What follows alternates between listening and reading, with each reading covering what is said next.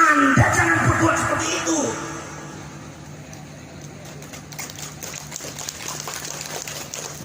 Sejarah Indonesia masa Allah ditenggelamkan, di framing sedemikian rupa membutakan masyarakat Lampung. Indonesia tanpa Habib tidak bisa merdeka. Padahal Habib datangnya abad ke-19, didatangkan oleh Belanda, makanya naik kapal juga gratisan dari Belanda sampai di Indonesia, dikasih tanah Belanda, kerjanya kerja sama Belanda.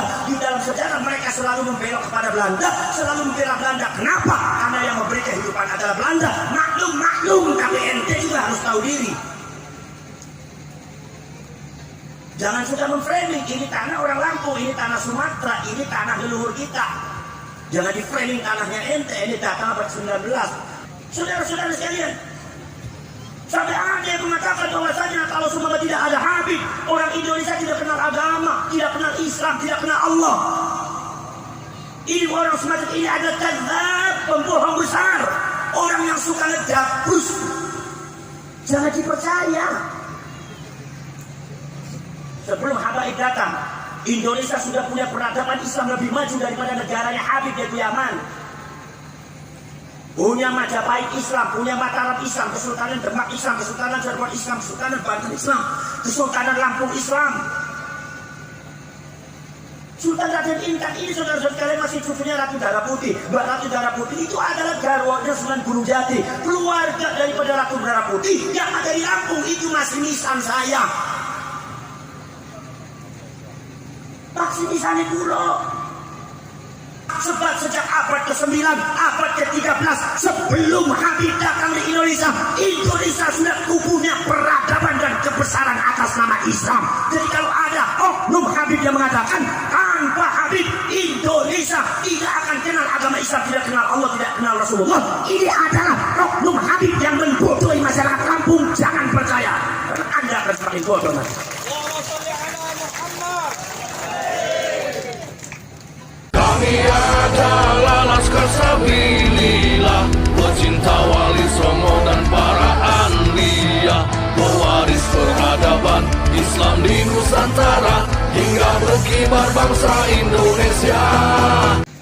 Ma'asyiral mukarramin, para alim ulama, para kiai, para sepuh, ini sepuh, pejabat pemerintah, Bapak Bupati atau yang mewakili, Bapak Sekda dari keluarga besar Polda Provinsi Lampung atau yang mewakili yang saya hormati, pengurus besar Nahdlatul Ulama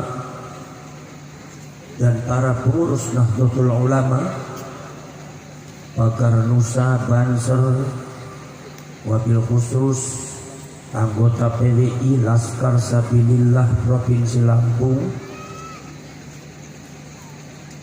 masyarakat Banjarsari, masyarakat Natar.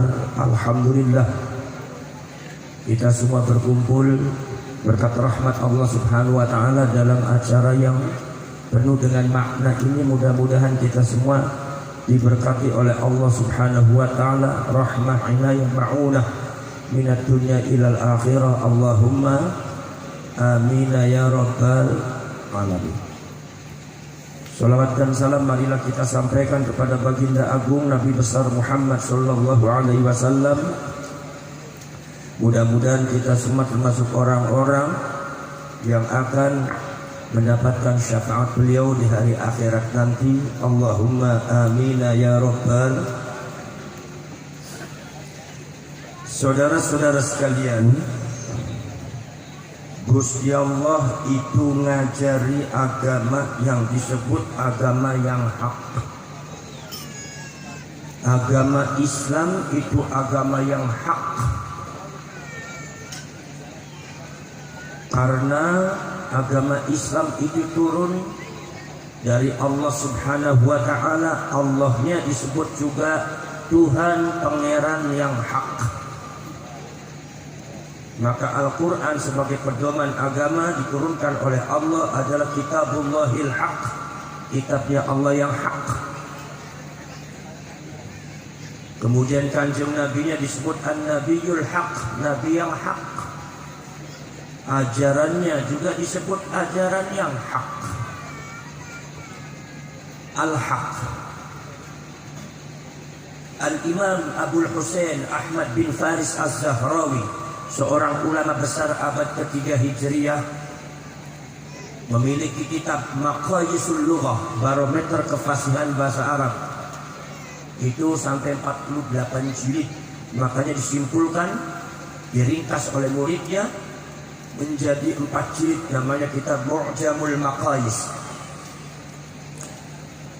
Imam Abul Husain Ahmad bin Faris Az-Zahrawi mengatakan al-haq itu kadang-kadang diucapkan lil mujidi lisyai'i,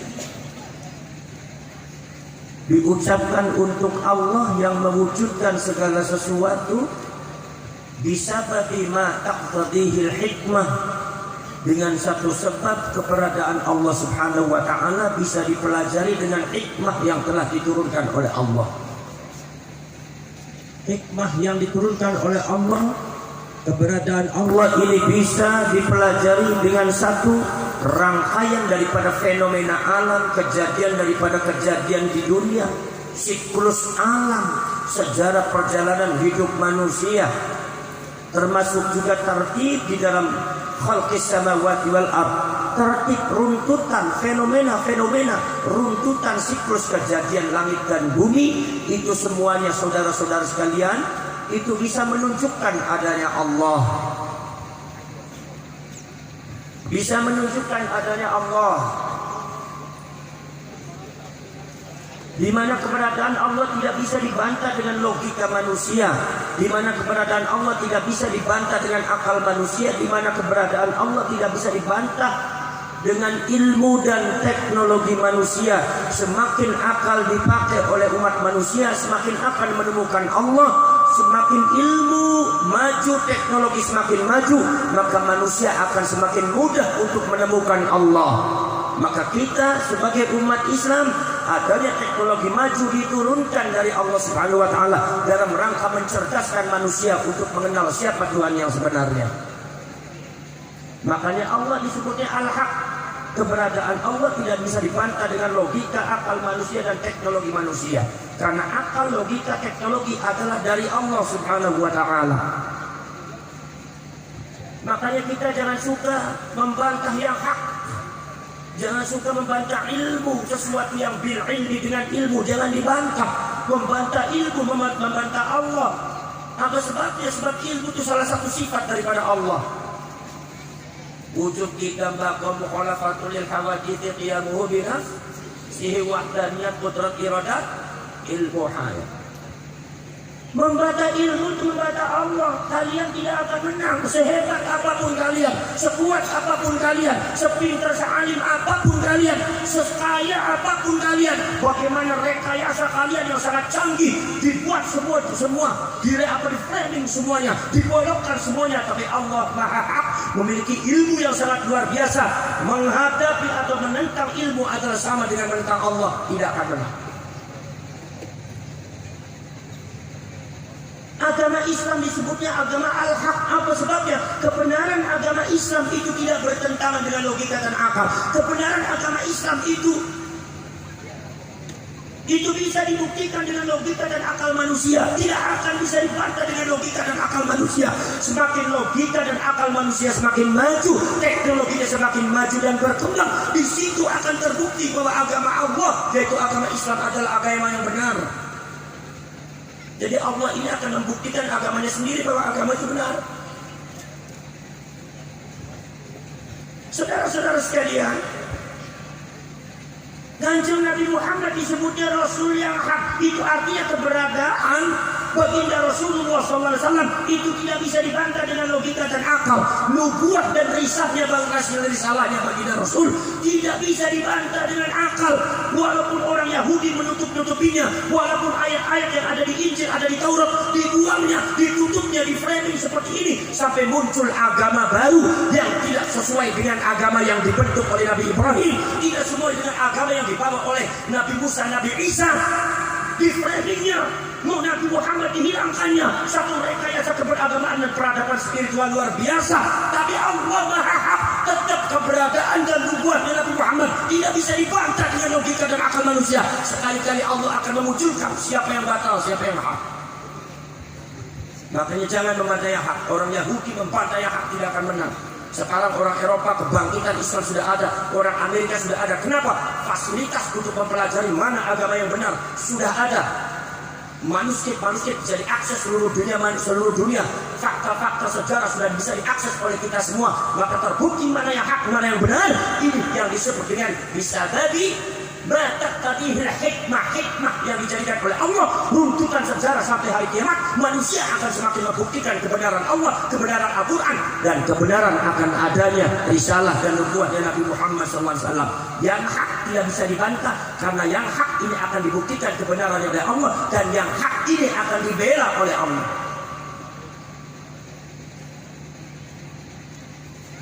Kita melihat Nabi Muhammad tidak punya apa-apa.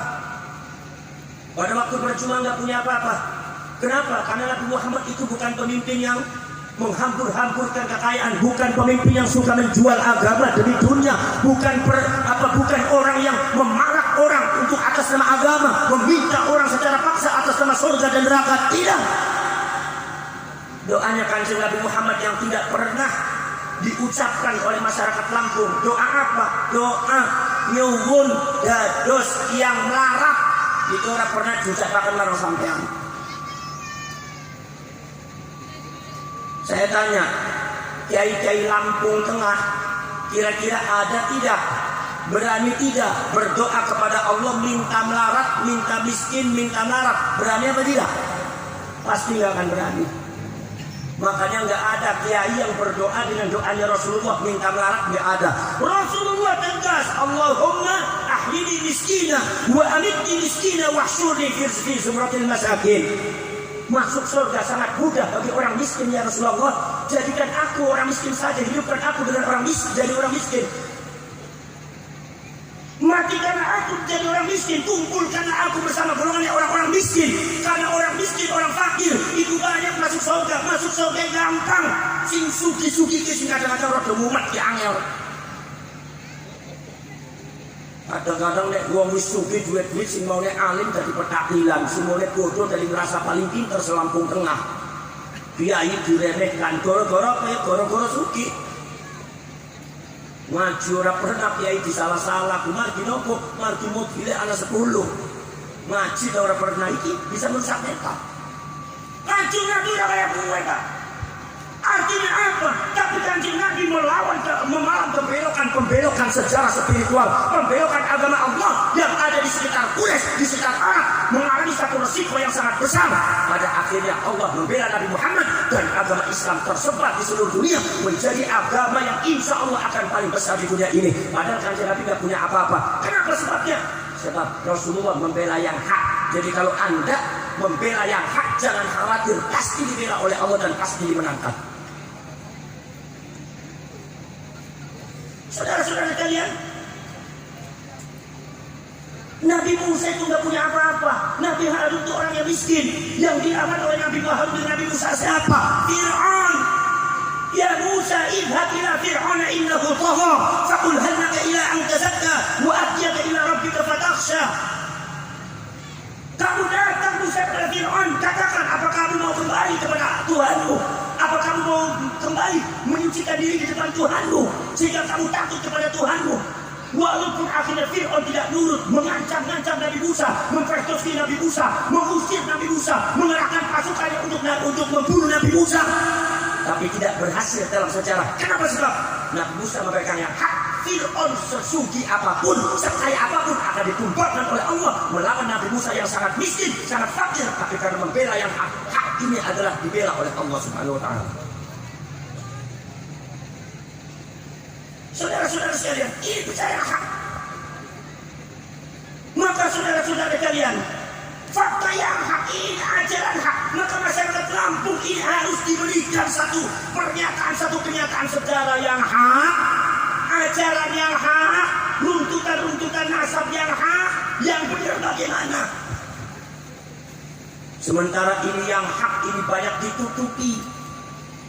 Satu oleh orang-orang yang punya bakat transnasional, datang dari luar, terlalu membangga-banggakan Afghanistan, terlalu membangga-banggakan Libya, terlalu membangga-banggakan gerakan yang ada di Syria dan Irak, terlalu membangga-banggakan akidah akidah dan gerakan-gerakan orang-orang madhab yang di dunia tidak jelas.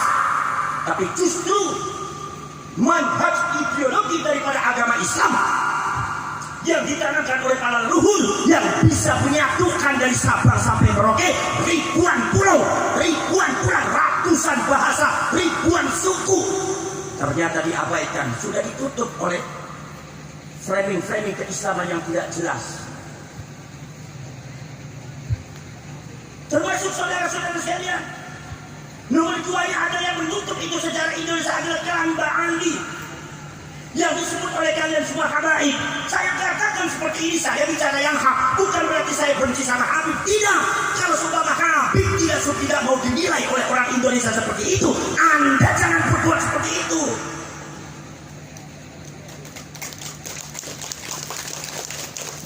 Sejarah Indonesia Masya Allah ditenggelamkan, di framing sedemikian rupa membutakan masyarakat Lampung. Indonesia tanpa Habib tidak bisa merdeka. Padahal Habib datangnya abad ke-19, didatangkan oleh Belanda, makanya naik kapal juga gratisan dari Belanda sampai di Indonesia, dikasih tanah Belanda, kerja sama Belanda. Di dalam sejarah mereka selalu membelok kepada Belanda, selalu membela Belanda. Kenapa? Karena yang memberi kehidupan adalah Belanda. Maklum, tapi ente juga harus tahu diri. Jangan sudah memframing, ini tanah orang Lampung, ini tanah Sumatera, ini tanah leluhur kita. Jangan di framing tanahnya ente, ini datang abad 19. Di framing sedemikian rupa, buta itu masyarakat Lampung. Saudara-saudara sekalian, sampai ada yang mengatakan bahwasanya kalau semua tidak ada Habib, orang Indonesia tidak kenal agama, tidak kenal Islam, tidak kenal Allah. Ini orang semacam ini ada kadzab, pembohong besar. Orang yang suka ngejabus, jangan dipercaya. Sebelum Habaib datang, Indonesia sudah punya peradaban Islam lebih maju daripada negaranya Habib, yaitu Yaman. Punya Majapahit Islam, punya Mataram Islam, Kesultanan Demak Islam, Kesultanan Cirebon Islam, Kesultanan Banten Islam, Kesultanan Lampung Islam, Sultan Raden Intan Islam. Sultan Raden Intan ini saudara-saudara sekalian masih cucunya Ratu Darah Putih. Mbak Ratu Darah Putih itu adalah garwanya Sunan Gunung Jati. Keluarga daripada Ratu Darah Putih yang ada di Lampung itu masih nisan saya. Masih nisan pulau.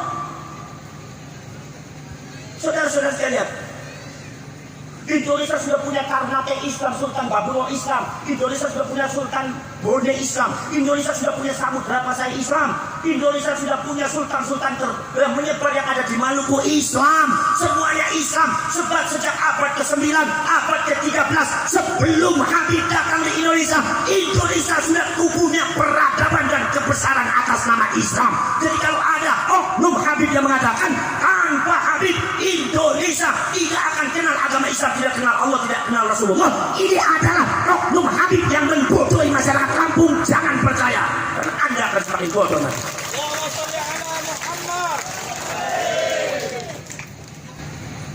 Lampung sungguh sangat luar biasa.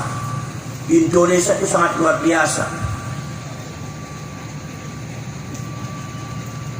Bahkan pesantren-pesantren itu, saya pernah keliling di Pakistan, melihat pesantren Pakistan. Di India saya 6 tahun. Di Syria saya lihat pesantren Syria. Di Libya apalagi, di Afghanistan, di Bangladesh, di Maghribi Maroko, di Mesir, sampai di daerah Sayed itu yang agak gunung sana, dari Al-Azhar, dari Kairo agak jauh tuh. Waktu itu makin pes. Saudara-saudara sekalian, di Tunisia ada Universitas Az-Zaitun. Di Maghribi ada Universitas Qorowen. Di Irak ada Universitas Saddam Hussein. Itu saudara-saudara sekalian. Saya sudah datang ke pesantren-pesantren. Itu saya katakan bahwa pesantren di Indonesia tidak kalah dengan mereka. Bahkan ada satu metode pengajaran nahwu shorof dan fikih usul fikih, Indonesia lebih unggul daripada mereka. Ini orang Indonesia harus tahu, rakyat Indonesia makanya harus melek. Jangan dibohongi terus.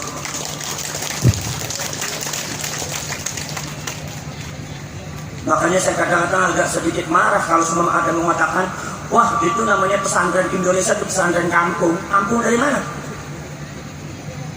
Kalau semua ada orang mengatakan begitu, suruh dekat sama saya mau tanya kampungan dari mana? Itu belajarnya ada Ajurumiyah, kalau kalian tahu ya. Ada belajar Ajurumiyah, belajar Mutamimatul Ajuriyah, belajar Nahwu Sorof sampai Alfiyah. Kalian tahu nggak di Inggris? Di Inggris, di Oxford University sudah ada fakultas bahasa Arab. Itu pada waktu itu pembukaannya tahun 1998 kalau nggak salah. Saya diundang dalam grand opening of Arabic Faculty in Oxford University. Begitu saya buka sampai di sana, ternyata subhanallah silabusnya, kurikulumnya persis pesantren yang ada di Lampung. Tidak ada bedanya. Kitab Ajurumiyah, kitab Nahwul Wadih, kitab Ad-Durusul Arabiyah, termasuk juga kitab Kawakibud Durriyah, termasuk kitab Ibnu Aqil, Ibnu Malik, kitab sorofnya juga sama. Bahkan pengajian kitab sorofnya lebih efektif kita daripada mereka.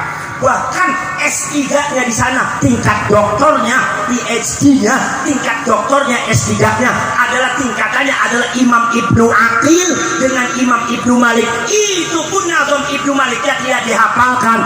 S3 keluaran S3 Oxford, khatam Ibnu Aqil tapi tidak hafal Alfiyah Ibnu Malik. Bayangkan di Lampung sudahlah Ibnu Aqil diaji berkali-kali, ditambah nazamnya hafal. Artinya kualitas pesantren kita lebih hebat, lebih unggul dari kualitas Universitas Oxford yang ada di Inggris masalah bahasa Arab. Saya ketemu dengan salah satu profesor bahasa Arab yang menurut saya biasa-biasa saja, Kiai. Kata orang ini pinter alim, biasa-biasa aja. Kalau menerangkan tentang masalah apa, orang saya menjelaskan di depan saya itu menjelaskan apa? Tiba-tiba menjelaskan yang namanya i'rab dan alamat i'rab. Itu dikiranya i'rab dan alamat i'rab sudah luar biasa itu menurut dia. Begitu dia menjelasin, saya langsung mengungkapkan nazamnya, nazam imritinya. Nggak usah pakai penjelasan, pakai kitab. Li raf'i min hadhammatun wa hun alif kadza kanunun thabitun lamun hadith. Faqamu fismin mufradun ka'fin fismin mufradin ka'ahmadu wa jam'i taksirin kaja'al a'budu. Itu langsung Masya Allah, aku betul-betul gitu. Waduh, padahal itu tingkat imriti, tingkat sanawiyah di Indonesia. Profesor di luar negeri bingung itu. Saya bilang ini belum alfiyahnya, belum kalamun al-abdu mufidul kasakin, belum jauharul nakmunnya, fasahatul mufradi ayat muframi karena bulu horobatul mufizukin. Orang Indonesia di pesantren itu sanawiyah itu sudah hafal imriti. Kelas 1 aliyah Ibnu Malik sudah hafal semua. Sampai kelas 2 itu yang namanya Jauharul Nakmun itu sudah hafal. Uqudul Jumal, Jawahirul Balagha, kitab-kitab ma'ani, kitab-kitab sastra sudah dibaca. Kitab Dawawin, Diwanul Mutanabi, Diwanul Abi Ishaq, Diwanul Syafi'i. Semua sudah dibaca, ilmu istiqaq sudah ada. Di sana kaget Pak, orang India terbengong-bengong, orang Persia nggak bisa bicara Pak. Ente nih pikirannya orang Indonesia nggak ngerti Nahwu Sorof. Akhirnya alhamdulillah saya juga waktu di luar banyak punya murid dari luar negeri, bahkan dari orang Arabnya sendiri. Jadi orang Arabnya ngaji sama saya, ngaji Nahwu Sorof. Masa orang Arab ngaji Nahwu Sorof sama saya, gimana itu urusannya? Tapi masalah ilmu artinya apa? Indonesia itu sangat luar biasa. Saudara-saudara sekalian, ini fakta sejarah.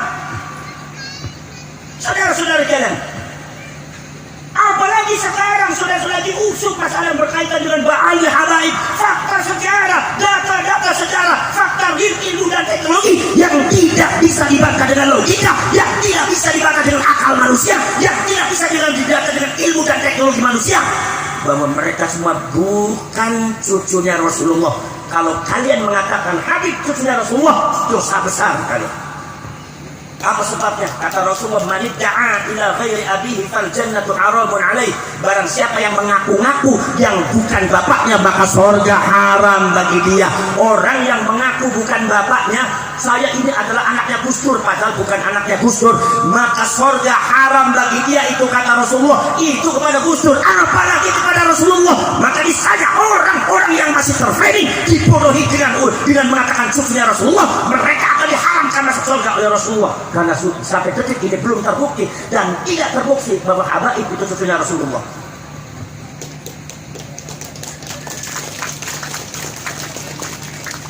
Ya, ngomong Indonesia tak bisa nih mau keblok-blok.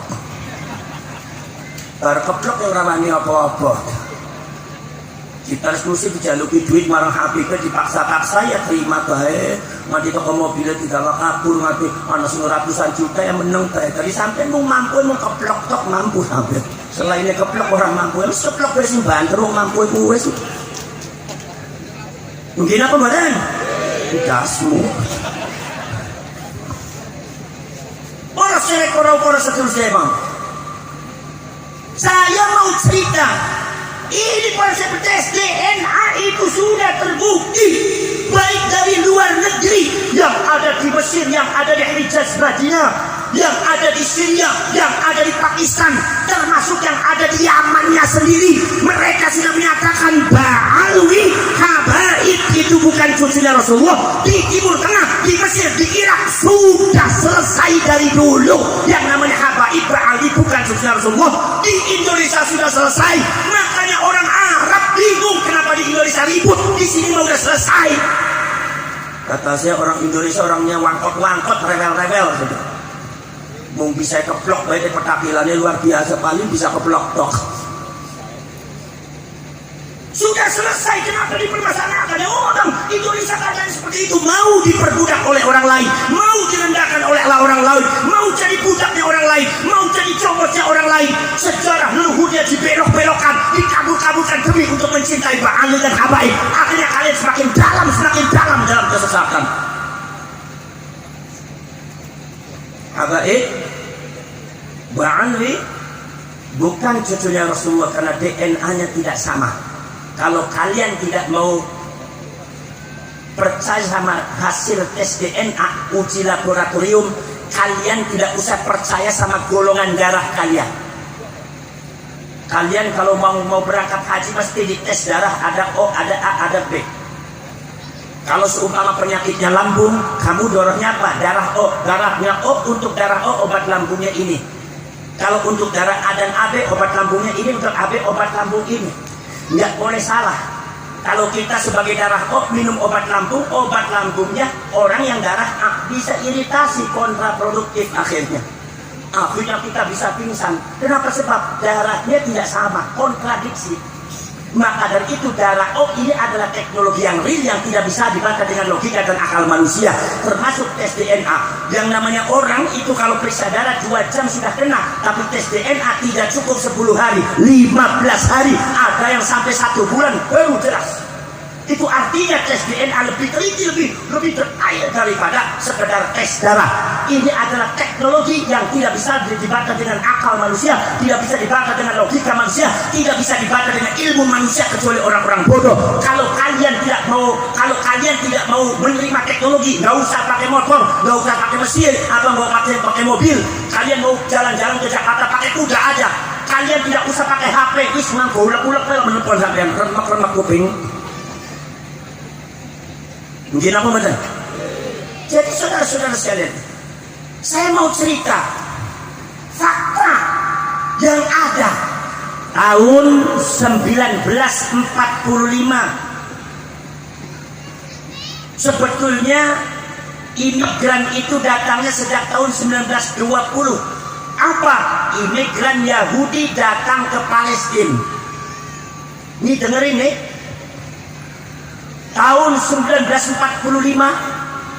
ada di antara berkali-kali untuk kesekian kalinya kapal dari Eropa dan Jerman datang membawa orang yang sangat banyak, orangnya kurus-kurus lusuh, banyak yang belum makan.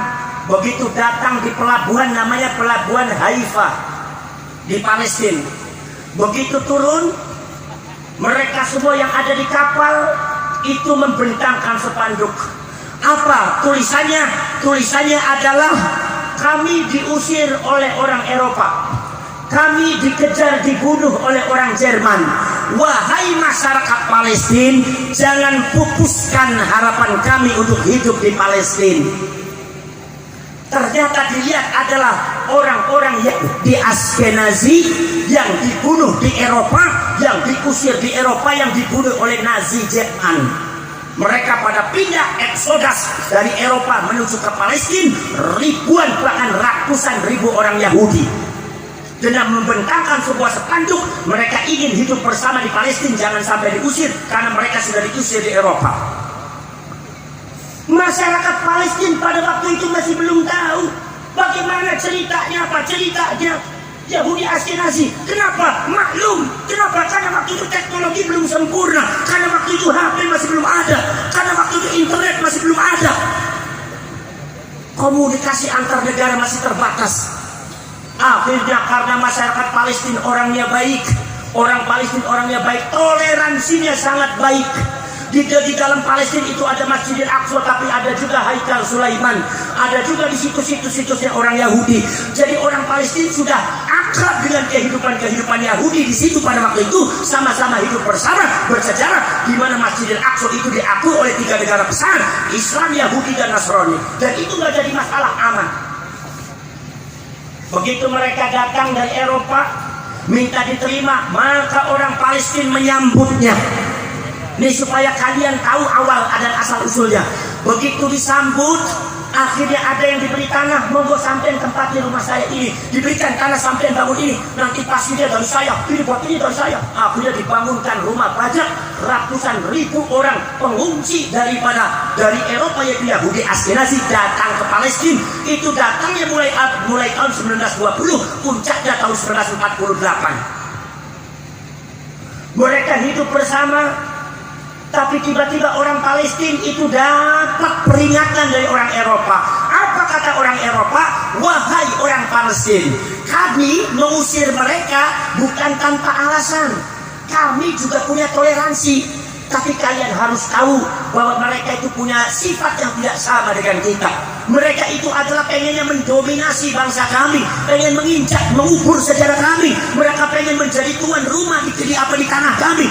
Mereka selalu mempersekusi dan selalu mereka berkata yang tidak benar, memecah belah masyarakat Eropa, menanamkan ajaran kebencian kepada para leluhur dan orang tua kita di Eropa, sampai memalsukan makam-makam, membelokkan sejarah. Dan akhirnya membunuh di antara orang-orang kita, dibunuh, dibantai. Makanya kami mengusir bukan tanpa alasan, tapi karena itu. Wahai orang Palestina, Anda menerima tamu yang salah, Anda akan merasakan akibatnya di masa yang akan datang. Dan ternyata ucapannya orang Eropa betul detik ini. Awalnya bagaimana? Awalnya begitu berkembang, mereka mengadakan peringatan-peringatan keyahudian. Kebetulan di Palestina ini ada situs-situs Yahudi.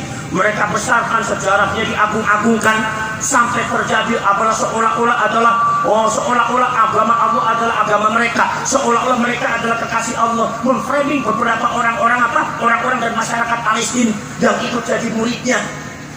Peringatan-peringatan diselenggarakan. Mulai ketika itu ada pengklaiman, klaim satu daerah Palestina adalah milik Yahudi, klaim satu makam ini adalah leluhur Yahudi, diklaim. Akhirnya kemudian seakan-akan mengklaim, bukan mengklaim negara, bahwasanya Palestina itu adalah menurut data yang ada di kitab kami, Palestina adalah negara tanah yang dijanjikan oleh leluhur kami untuk kami.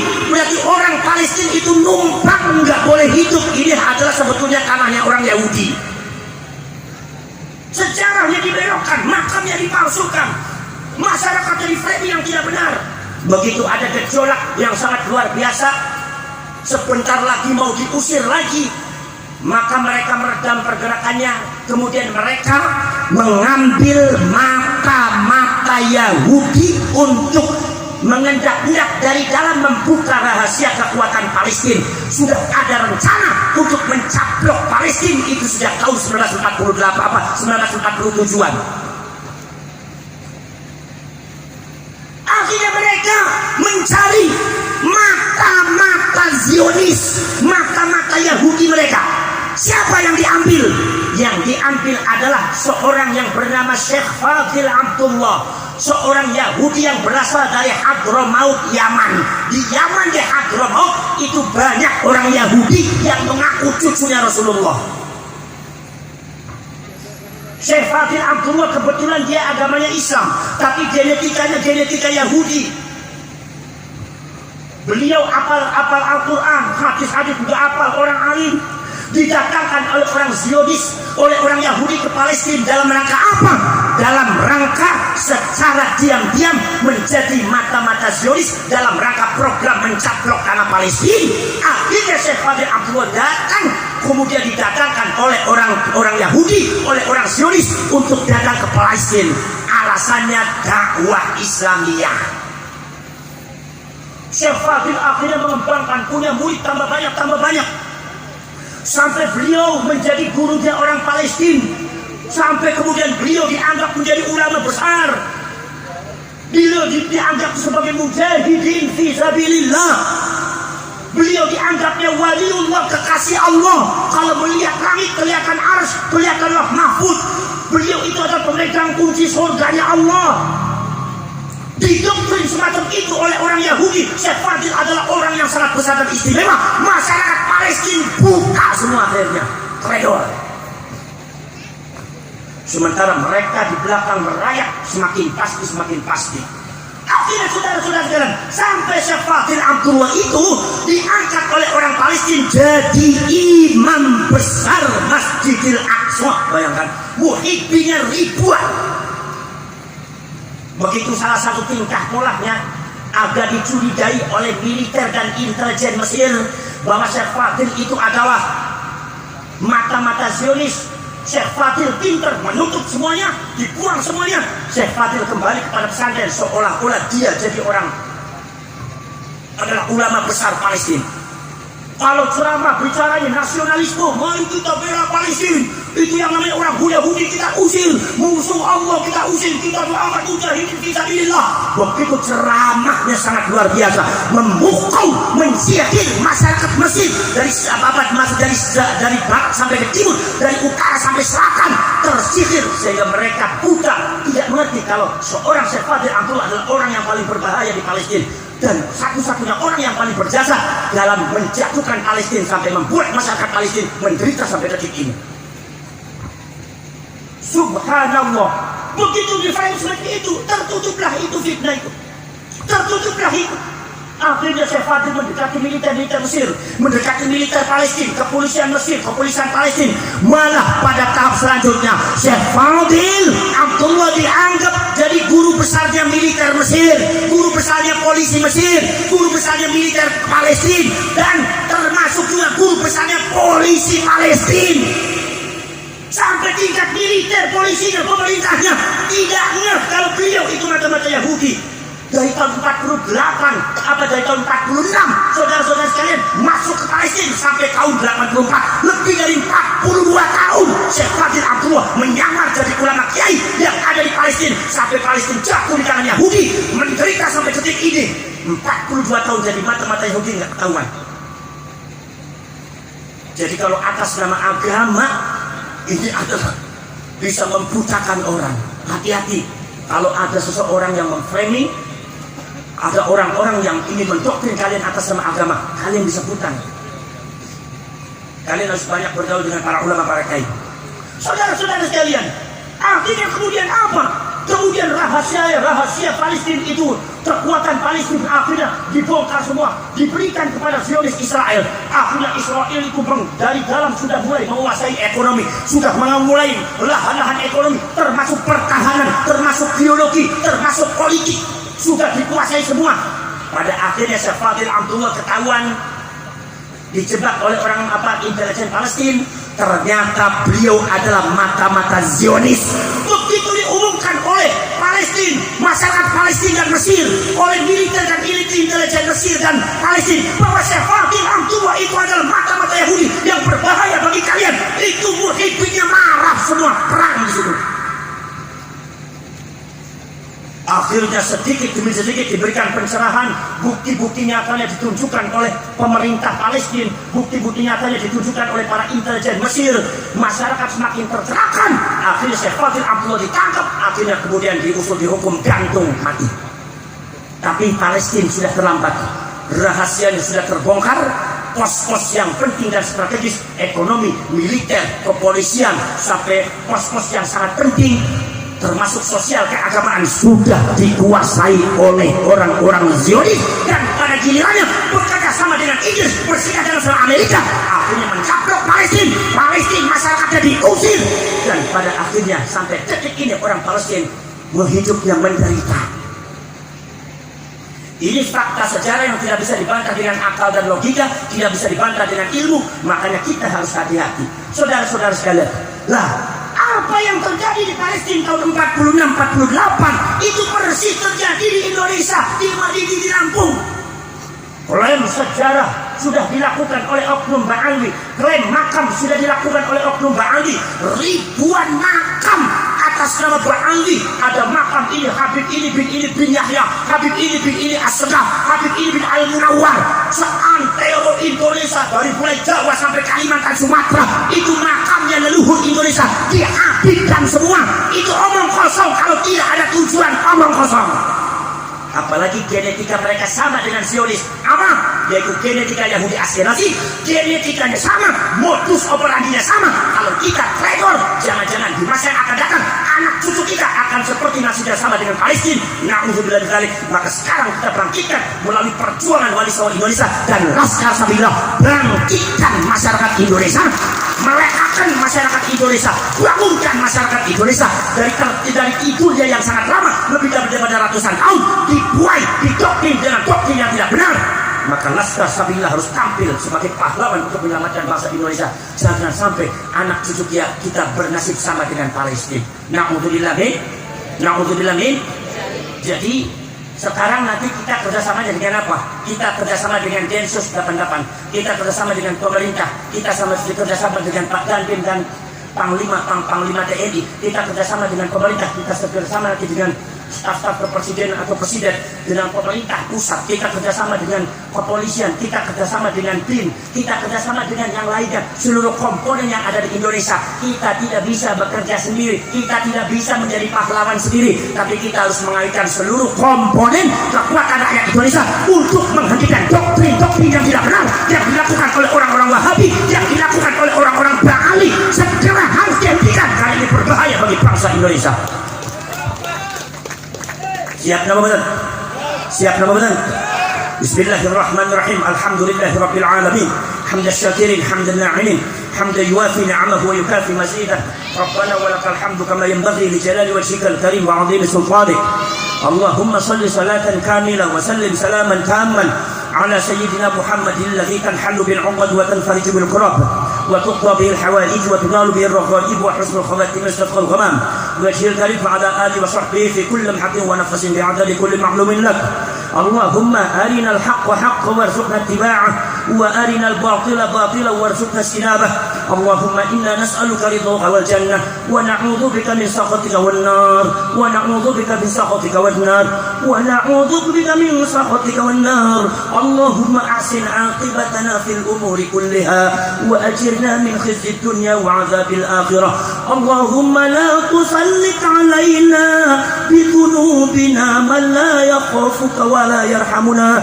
Allahumma innaka 'afuwun karim tuhibbul 'afwa fa'fu 'anna ya karim. Allahumma ij'al khayra ayyamina yawma nalqaq wa anta radin 'anna واختم بالصالحات أعمالنا واحشرنا مع المقربين وألحقنا بالصالحين وتوفنا مسلمين واغفر لنا ولوالدينا ولجميع المسلمين والمسلمات والمؤمنين والمؤمنات.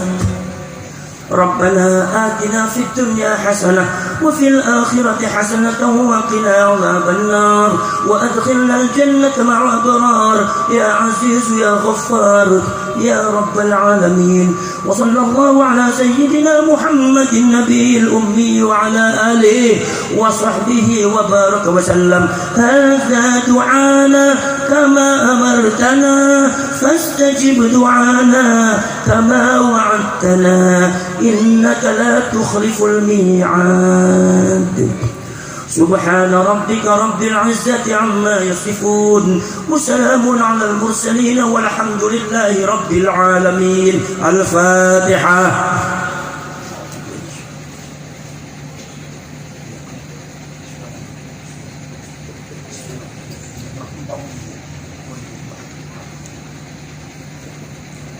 هذا وأفوض أمري إلى الله والله بصير بالعباد.